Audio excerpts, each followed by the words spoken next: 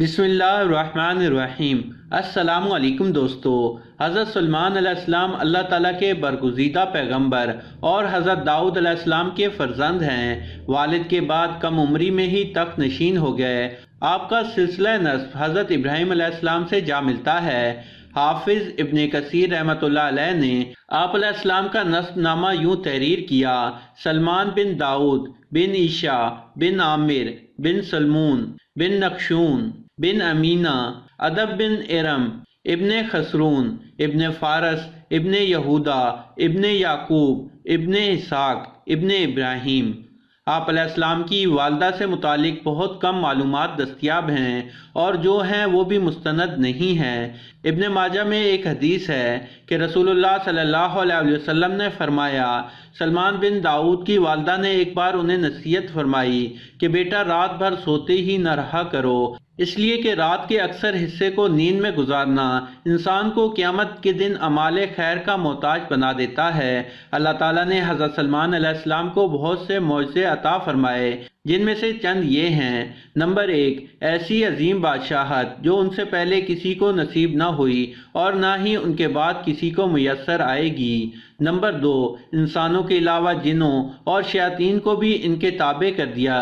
Number 3, हर तरह के जानवरों को न सिर्फ आप अलैहिस्सलाम को फर्मा बरदार किया बल्कि उनकी बोलियों को समझने और उनको बोलने की तौफीक भी अता की। नंबर 4, हवा को मुसख्खर कर दिया कि आप एक माह की मुसाफत सुबह शाम में तय कर लिया करते थे। नंबर 5, इनके लिए पिघले हुए तांबे का चश्मा जारी कर दिया।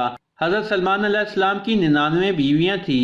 एक मरतबा आपने फरमाया कि मैं रात भर 99 बीवियों के पास जाकर दौरा करूंगा और सबके यहाँ एक लड़का पैदा होगा तो मेरे सब लड़के अल्लाह की राह में घोड़े पर सवार होकर जिहाद करेंगे। मगर ये फरमाते वक्त आप अलैहिस्सलाम ने इंशाअल्लाह ताला नहीं कहा।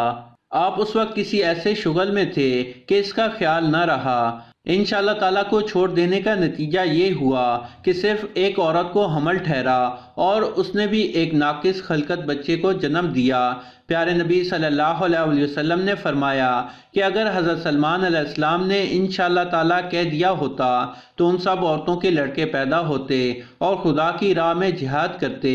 कुरान मजीद में अल्लाह ताला ने इस वाक़े को बहुत मुख्तसर तरीके से इस तरह बयान फरमाया, और बेशक हमने सुलेमान को जानता और उसके तख्त पर एक बेजान बदन को डाल दिया।